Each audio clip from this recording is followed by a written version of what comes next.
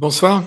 Alors on s'attendait à des résultats très tardifs et puis finalement la victoire de Donald Trump a été proclamée dès le début de la matinée. Comment expliquer, alors les sondages se trompent parfois, souvent, mais comment expliquer cette victoire aussi marquée? Écoutez, on a tous été très surpris effectivement, d'abord de voir Donald Trump réaliser un grand chelem avec les États clés, une victoire incontestable sur le plan des grands électeurs, mais aussi le vote populaire, c'est-à-dire le vote national, ce qui était absolument pas envisagé par les sondeurs, et sans doute le Congrès, en tout cas le Sénat, et visiblement peut-être la Chambre. Donc oui, c'est une surprise.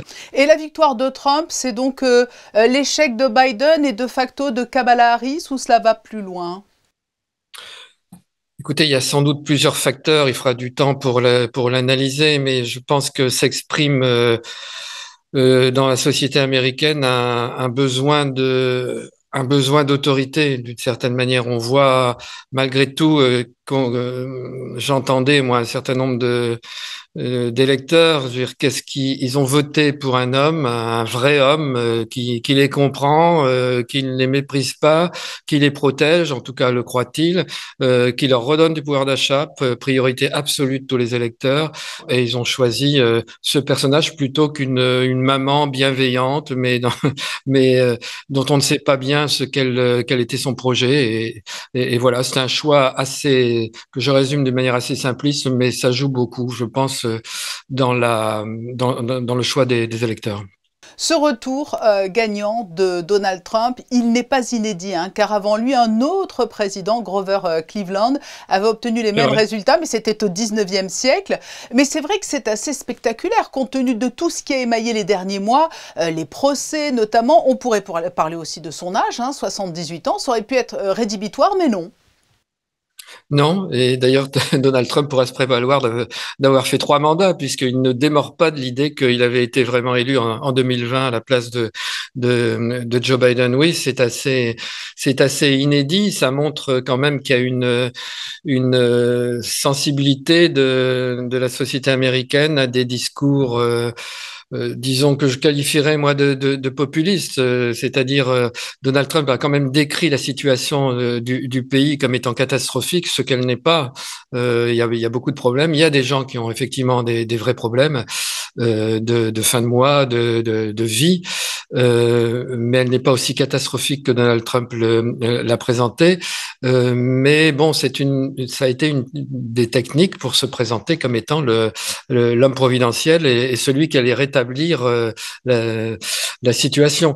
Mais c'est vrai aussi que il y a cette illusion, il y a ce fantasme que Donald Trump a bien cultivé avec les réseaux sociaux, avec les fake news, avec ses mensonges, avec ses outrances.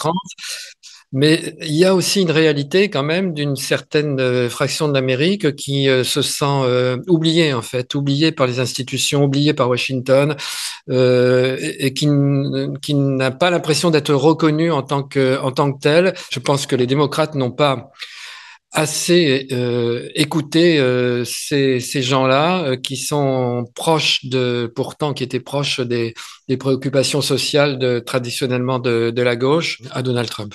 Oui, d'ailleurs, toutes ces données que vous évoquez, elles se reflètent parfaitement sur la carte des États qui ont voté Donald Trump, à l'inverse de ceux qui ont voté pour Kamala Harris. Alors, aux États-Unis, le président élu n'entre réellement en fonction qu'au mois de janvier. Mais à quoi peut-on s'attendre? Ce n'est pas de la politique fiction, mais à quoi peut-on s'attendre rapidement, notamment dans les relations internationales, avec les positions de Trump? Alors, je pense à la guerre en Ukraine et ses rapports avec Vladimir Poutine et puis Zelensky qui vient de le féliciter, ou bien encore le Proche-Orient. On l'a vu, Benjamin Netanyahou s'est rapidement réjoui de la victoire de Donald Trump.